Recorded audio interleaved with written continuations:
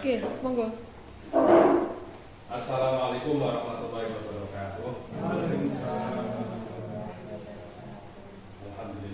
Alhamdulillahilladzi arsala sayyidana Muhammadan sallallahu alaihi wasallam rahmatan lil alamin.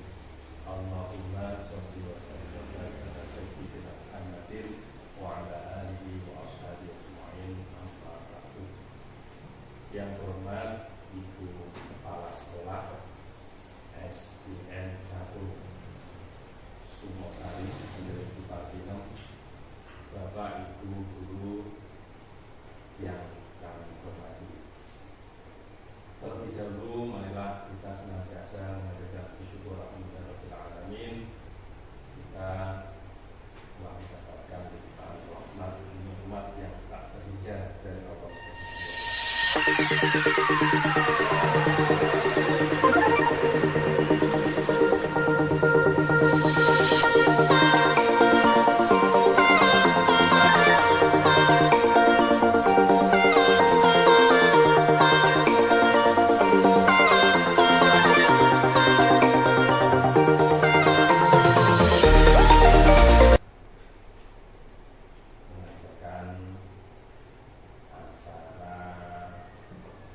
penyampaian materi dari beliau Ibu Suci Rohayati selaku calon muda dari SDN 1 Sumosari.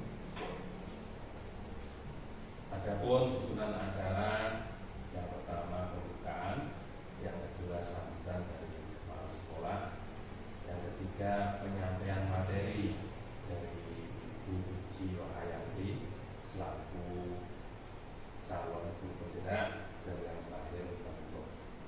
Marilah acara kita awali dengan bersama dengan bacaan basmalah bersama-sama. Bismillahirrahmanirrahim. Yang selanjutnya sambutan kepala sekolah SDN 1 Sumosari.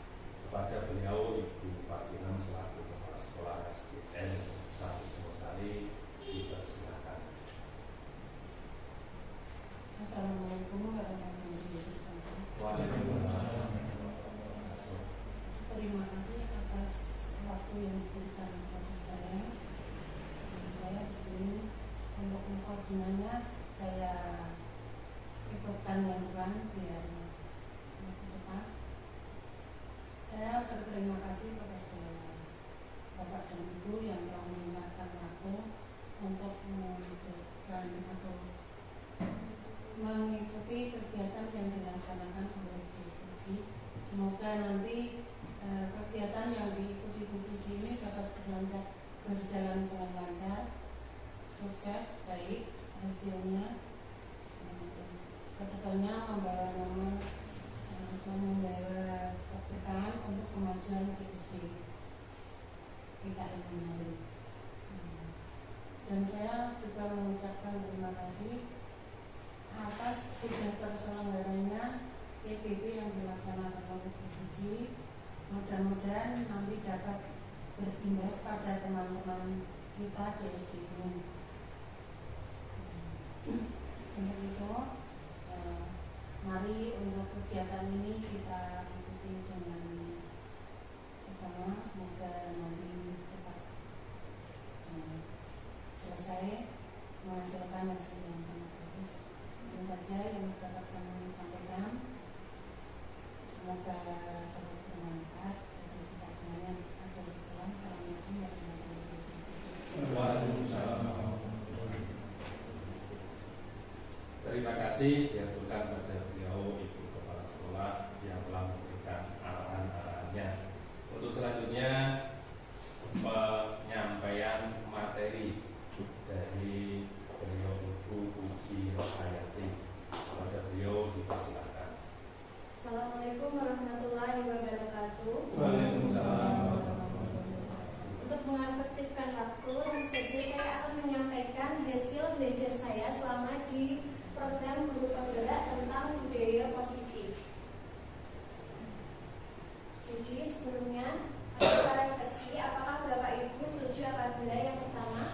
pemberian hukum itu dapat mendisiplinkan murid. Siapa yang setuju tentang pernyataan ini, Bapak Ibu? Setuju, Bu. Setuju, Bapak Suki. Yang lain? Setuju. Yang kedua, pemberian hadiah itu bisa meningkatkan prestasi murid. Setuju. Guru harus mampu memberikan solusi untuk setiap murid yang bermasalah. Ya. Guru berperan sebagai teman bagi murid. Ya. Ya, nanti untuk jawaban akhirnya kita bahas di akhir sesi. Jadi yang pertama, apa budaya positif itu? Budaya positif merupakan perwujudan dari nilai-nilai atau keyakinan universal yang diterapkan di sekolah. Untuk mencapai budaya positif, kita harus mengetahui atau memahami tentang konsep inti untuk menciptakan budaya positif itu sendiri. Yang pertama, ada disiplin positif. Yang kedua, motivasi perilaku manusia. Yang ketiga, keyakinan kelas atau sekolah. Keempat, kebutuhan dasar manusia. Yang kelima, posisi kontrol seorang guru. Dan yang keenam, segitiga restitusi. Apakah keenam konsep ini sudah pernah Bapak Ibu pelajari atau ada yang masih asing? Yang masih asing segitiga restitusi. Nah, sebenarnya kita mungkin sudah melakukan, mungkin saja hanya kata namanya yang belum. Sekarang kita cobalah buka. Ini adalah sebuah permainan. Anda dan teman Anda akan melakukan kegiatan cobalah buka. Anda adalah A, tugas Anda adalah mengepalkan salah satu tangan Anda. Nah, jadi nanti ini ada kolaborasi ya dengan teman. Salah satu mengepalkan tangan, kemudian yang mengepalkan tangan membayangkan bahwa Anda menyimpan sesuatu yang sangat berharga di dalam kepala tangan Anda. Andaikan itu uang atau berlian, silakan. Kemudian Anda perlu menjaga benda tersebut sekuat tenaga Anda karena begitu pentingnya untuk kehidupan Anda. Nah, sedangkan yang rekannya tugas B. Tugas B itu mencoba dengan segala cara untuk membuka kepala tangan Anda. Nah, teman Anda boleh membujuk, menghardik, mengintimidasi, memarahi, menggoda, bahkan menggelitik atau menawari Anda uang agar Anda bersedia membuka kepala tangan Anda. Nah, silakan berkolaborasi. Siapa yang mau jadi A, siapa yang mau jadi B? Pak Eri. Tugasnya apa? Yang A mengepalkan tangan, yang B bisa ngerebut. Ingin membuka kepala tangan. Ayo Bapak bagus. Saya sih praktekan. Kamu dari Duit ya. Kritik Masih tidak apa-apa. Nah, Pak itu loh. Nah, nanti saya kurang. Itu pun gue. Waktu omong mau. Kritik itu jalan. Kalau Pak Heri sih yang mau belikan lah ya. Tapi Pak bagus. Ayo silakan Pak Heri, bagaimana cara Anda Mempertahankan. Jangan. Kritik.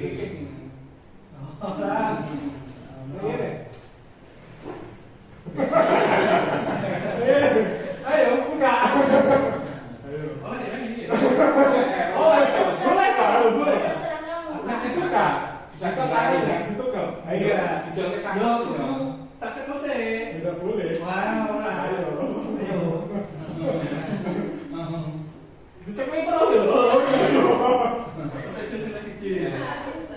Oke, terima kasih. Tidak apa. Oke, kita lanjutkan materi selanjutnya tentang pergeseran paradigma teori kontrol. Jadi untuk teori kontrol ini, kita itu terkadang punya ilusi bahwa ilusi guru itu mengontrol murid. Jadi kita yang mengontrol mereka. Kemudian yang kedua, ilusi bahwa semua penguatan positif, efektif, dan bermanfaat. Contohnya tadi pemberian penghargaan. Kemudian ilusi bahwa kritik dan membuat orang merasa bersalah itu bisa menguatkan karakter. Yang keempat, ilusi bahwa orang dewasa itu memiliki hak untuk memaksa. Mungkin kita sering melakukan di Bapak Ibu. Selanjutnya, bagaimana seseorang itu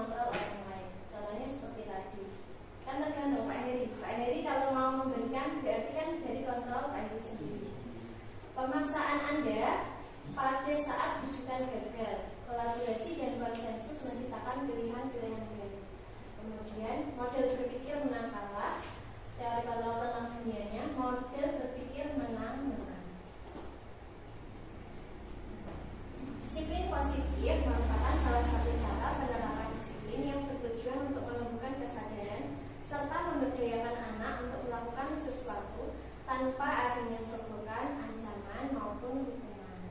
Jadi lebih ke motivasi intrinsiknya. Disiplin positif itu bersumber dari nilai-nilai kebajikan universal. Contoh nilai-nilai kebajikan universal itu seperti jujur, kemudian tekun. Nah, semuanya bersumber pada profil pelajar Pancasila yang ada 6 yang sudah kita pelajari. Yang pertama, beriman bertakwa pada Tuhan Yang Maha Esa, beramal mulia. Yang kedua, berkebinekaan global. Ketiga, bergotong royong, kreatif, bernalar kritis, dan mandiri. Kemudian, motivasi perilaku manusia. Yang pertama itu untuk menghindari ketidaknyamanan atau hukuman. Yang kedua, mendapat imbalan atau penghargaan. Dan yang ketiga, menghargai diri dan menjadi orang yang mereka inginkan. Nah, kira-kira kita ketika melakukan sesuatu pasti kan punya motivasi. Kalau nggak Friska, itu motivasinya untuk apa?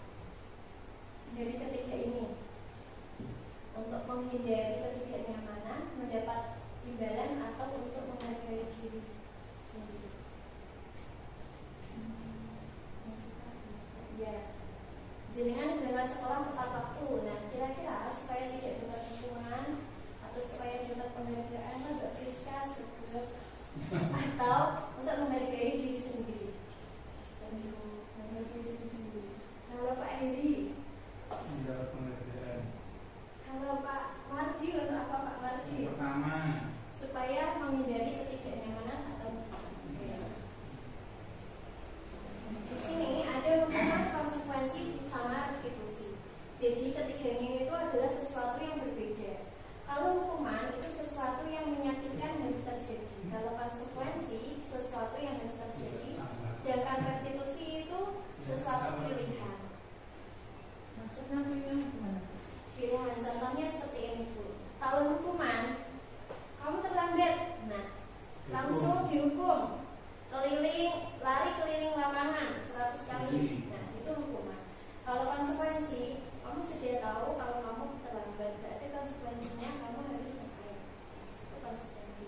Tapi kalau restitusi, itu kita lebih ke menata apa yang kamu langgar, kira-kira apa yang kamu lakukan itu salah atau tidak. Nanti kita pelajari. Jadi hukuman, konsekuensi, dan restitusi. Kalau hukuman itu sifatnya tidak terencana, bersifat satu arah. Jadi dari, contohnya kalau kita berarti dari guru, tidak ada, ya dari anak itu tidak ada. Kemudian biasanya berupa hukuman fisik, psikis, sama kata-kata kasar. Kalau fisik kan tadi seperti misalkan berdiri atau nyubit atau memukul. Kalau psikis atau kata-kata kasar berarti kan dasar, cacian ya, nah seperti itu. Kalau konsekuensi itu sifatnya terencana dan sudah disepakati. Ini bentuk-bentuk konsekuensinya dibuat oleh sekolah. Kalau restitusi itu lebih ke kita, guru dan anak yang menentukan apa yang nanti akan dilakukan. Konsekuensi atau hukuman. Nah, sekarang kita menebak jawabannya. Mencatat 100 kali di dalam buku kalimat saya tidak akan terlambat karena terlambat ke sekolah. Ini termasuk konsekuensi atau hukuman? Lari mengelilingi lapangan basket 2 kali karena terlambat dari sekolah. Hukuman. Membersihkan coretan yang dibuat di meja tulis. Konsekuensi. Murid diminta untuk push up 15 kali karena tidak menggunakan masker. Hukuman. Berdiri di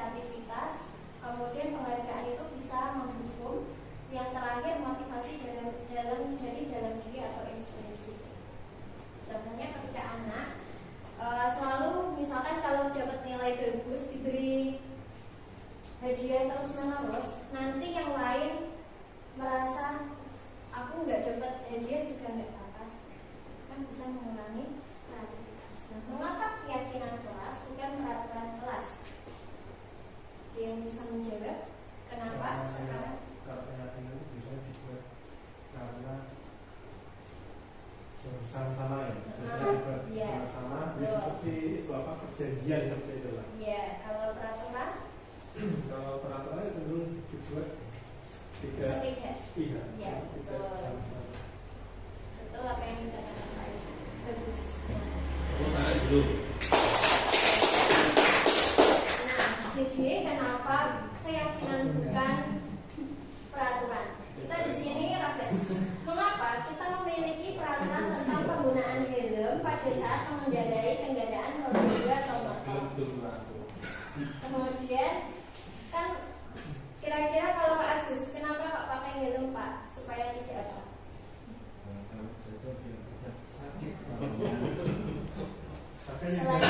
Biar tidak disembunyi polisi. Nah, tidak. Betul Pak Marji. Nah, berarti kan ada rasa satu tidak dihukum, yang kedua supaya untuk melindungi diri kita. Mengapa kita memiliki peraturan tentang penggunaan masker dan mencuci tangan setiap saat? Supaya apa? Terhindar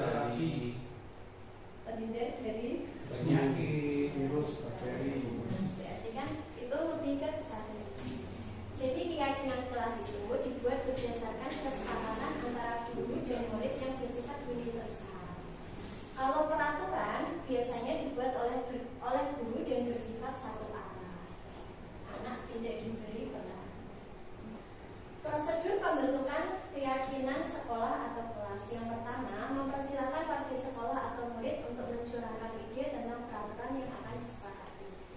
Yang kedua, mencatat kalimat negatif menjadi positif. Contohnya, jangan buang sampah sembarangan. Nah, berarti diubah kalimat menjadi positif.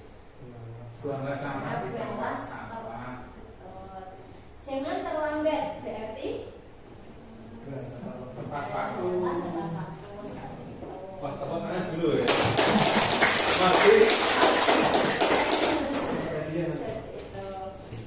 Tinjau kalau sudah. Tinjau kembali curahan pendapat yang terkumpul dan susun menjadi keyakinan kelas. Tinjau ulang keyakinan kelas yang sudah tersusun. Jadi keyakinan kelas itu tidak usah dibuat banyak-banyak. Cukup 3 sampai 7 keyakinan saja.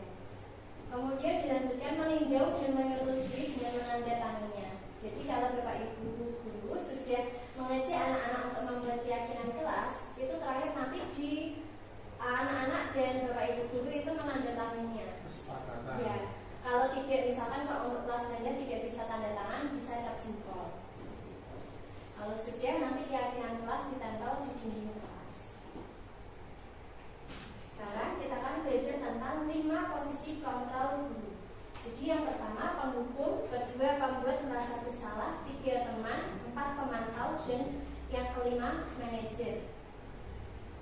Mungkin kelima ini kita pernah berada di posisi ini. Untuk contoh konkretnya bisa kita lihat di video.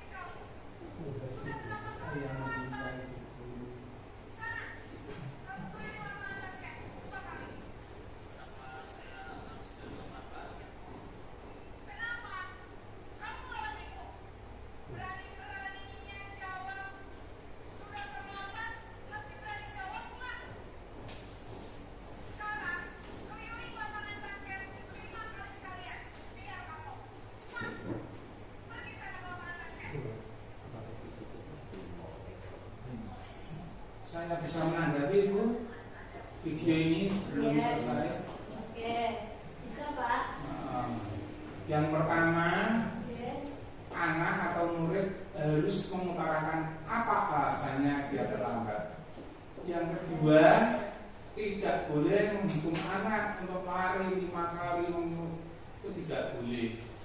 Itu saja alasan saya untuk menanggapi video itu. Mungkin beri tepuk tangan yang meriah. Penghukum, jadi lebih ke menghardik, menunjuk-nunjuk, berkacak pinggang, membentak. Hukumannya verbal atau fisik. Tadi kan menyuruh lari sama diberi sebutan dasar pemalas.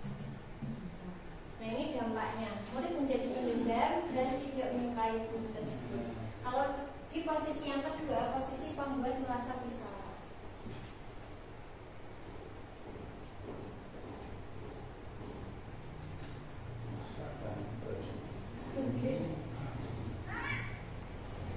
Ini kasusnya sama Pak, cuma perannya yang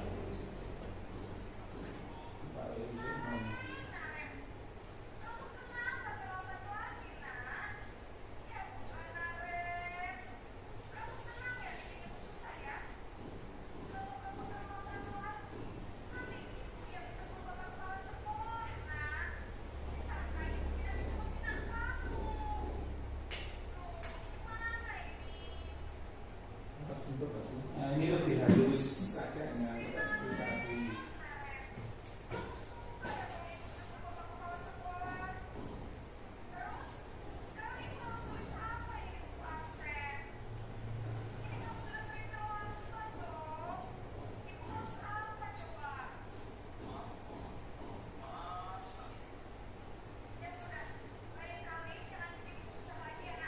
Nah, ini kan lebih halus lagi.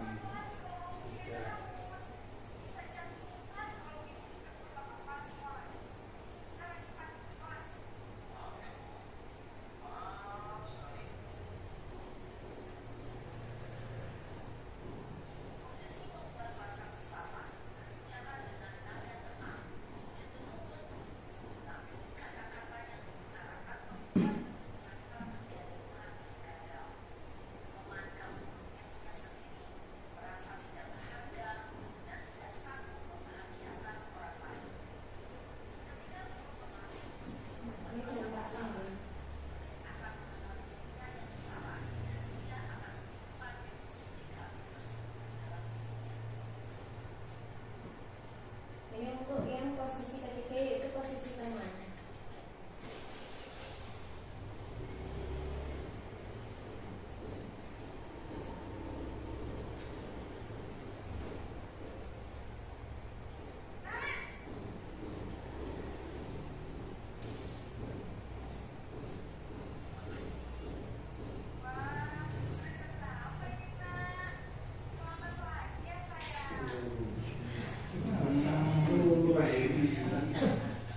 Ini belum berkali orang. Apa yang lu bilang lagi?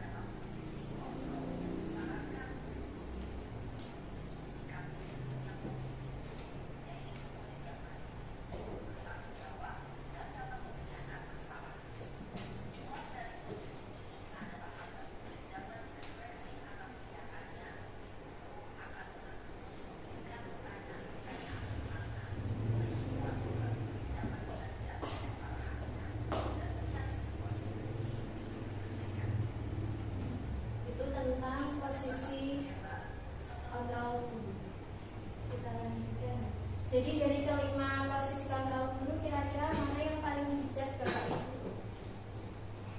Semua posisi pasti punya plus minusnya. Tapi kira-kira menurut Pak Mardi mana yang paling bijak? Yang paling bijak nomor 2 ya. Membuat rasa bersalah. Atau Pak Pasudi? Manajer. Yang orang pasti punya pendapat yang berbeda-beda. Iya, tapi ada Tetap ada dampaknya soalnya. dan ada yang lima-limanya itu tidak bisa diterapkan. Ya kalau kita mungkin memang agak kesulitan ya. Belajar, makanya belajar. Kemudian kita lanjutkan tentang kebutuhan dasar manusia. Jadi kebutuhan dasar manusia itu ada 5. Yang pertama untuk bertahan hidup, yang kedua kasih sayang dan rasa diterima, yang ketiga penguasaan, yang keempat kebebasan, dan yang kelima adalah kesenangan. Di sini ada 4 pernyataan. Kira-kira pernyataan ini termasuk ke kebutuhan dasar yang mana? Aku senang main kejar-kejaran dengan ibu guru, seru. Nah, ini berarti termasuk kebutuhan masuk ke ya, kesenangan. Karena ada kata-kata senang. Yang kedua, ibu kejar aku karena ibu guru sayang aku. Ya betul. Yang ketiga, aku hebat kan, bisa bikin ibu guru kejar aku.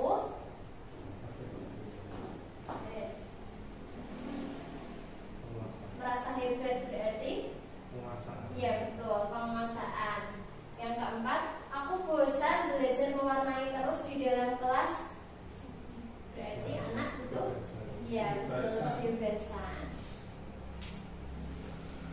Ini untuk refleksi kita ke depannya. Untuk mewujudkan dunia yang berkualitas, kita perlu merefleksi diri kita. Kira-kira siapakah orang-orang yang paling penting dalam hidup Anda? Kemudian nilai-nilai kebajikan apa yang terpenting dalam hidup Anda? Kalau Anda menjadi orang yang ideal, karakter atau sifat apa yang Anda paling inginkan pada diri Anda?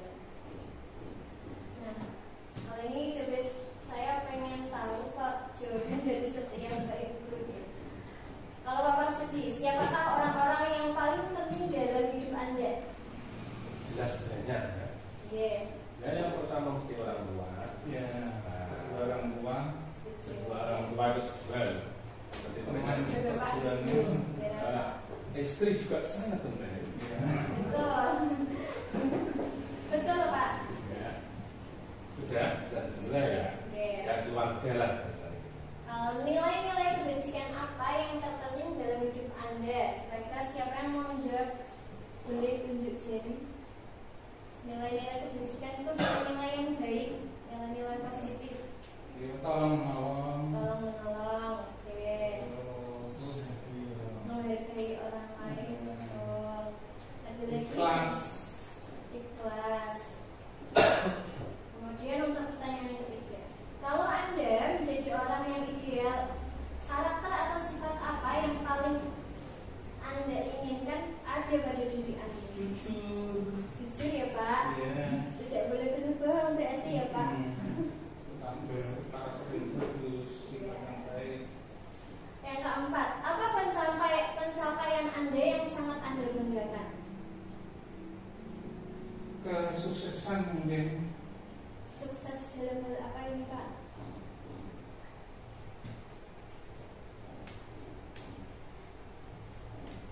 Sukses dalam pekerjaan. Ya. Apa pekerjaan ideal bagi Anda? Ya kalau guru ya yang menjadi guru dia. Siapa tahu dia. Kalau petani ya. Dulu, Pak. Pak Bagus, apa pekerjaan ideal bagi Anda Pak? Nah, ya kalau siapa pertanyaan ini? Ya. Paling enak ya utang sama ibu. Pekerjaan ideal itu kalau menurut saya itu sesuatu pekerjaan Yang nyaman. yang nyaman, tapi kelas,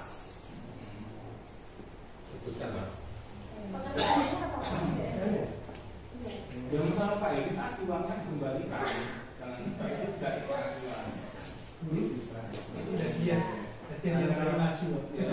Kalau pernah, kalau sebagai guru awal dari program bekerja sudah punya pemikiran dan selesai.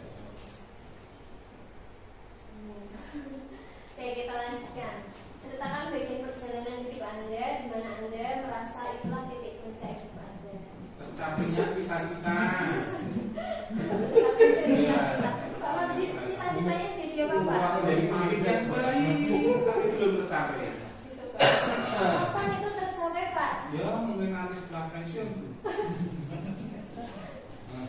Guru itu kan kejadiannya di sekolah saja ya, Pak. Di masyarakat. Di masyarakat, di keluarga. Apa yang paling bermakna dalam hidup Anda? Bisa menolong orang lain dengan ikhlas, dengan sukarela, dengan sukses. Contohnya seperti ini gitu, Pak. Alhamdulillah ditolong. Ya, Kita sangat bermanfaat sekali. lanjutkan tentang materi segitiga restitusi. Ini tadi materi yang mungkin kita masih asing. Jadi segitiga restitusi itu adalah salah satu tindakan yang untuk kita menyelesaikan masalah entah itu di kelas maupun di sekolah. Segitiga restitusi itu meliputi 3 tahapan. Yang pertama, menanyakan keyakinan. Yang kedua, menstabilkan identitas. Dan yang ketiga, validasi tindakan yang salah.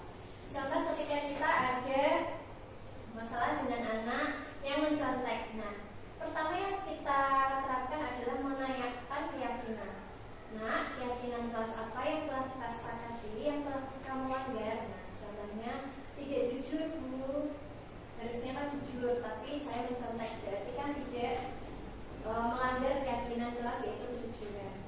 Kamu ingin menjadi orang yang seperti apa? Itu untuk menanyakan keyakinan. Tahap yang kedua, menstabilkan identitas.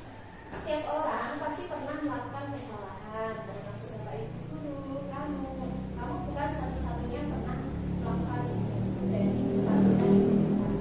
Dan yang ketiga, validasi tindakan yang salah. Kamu tentunya punya alasan mengapa kok kamu mencontek. Adakah cara yang lebih efektif untuk mendapatkan apa yang kamu butuhkan? Apa yang harus kamu lakukan supaya kamu tidak mencontek?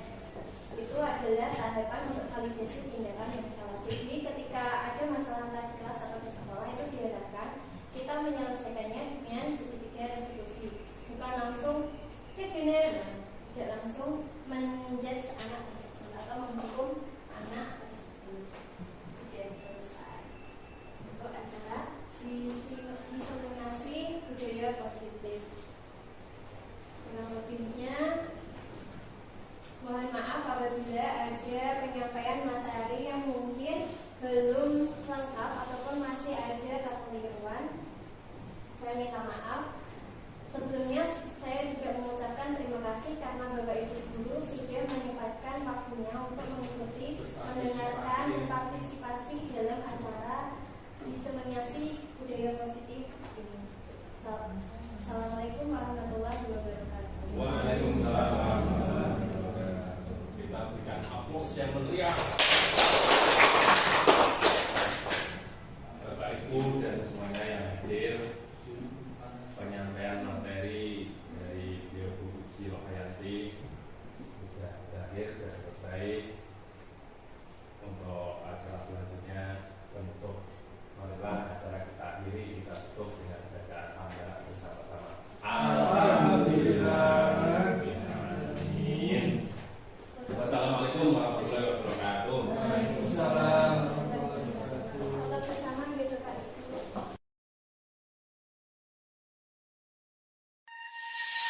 Thank you.